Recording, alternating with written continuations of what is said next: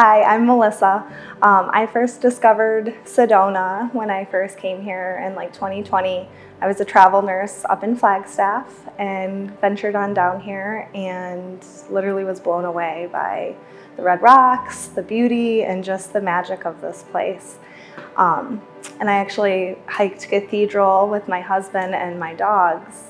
And everybody says oh, the vortex energy and all this stuff, and I've never experienced anything like that before. And when I hiked Cathedral, I had an overwhelming sense of I was home, and I couldn't pinpoint or put my finger on it.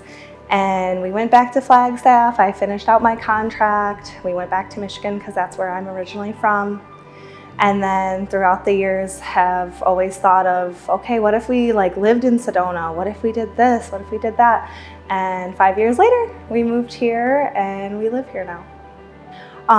I was called to hypnotherapy actually I had a really rough time during COVID with anxiety and depression, and I didn't know how to heal myself. And being in the medical field, I went to doctors, and I would go back home to Michigan to see my primary physician, and they prescribed me antidepressants and never asked me if I do therapy, what do I do in my spare time to help my anxiety or depression. And those medications for me had really bad side effects.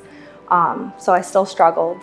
And I was actually introduced to one of my really good friends now through Instagram, actually. She was a hypnotherapist and she was once a nurse as well.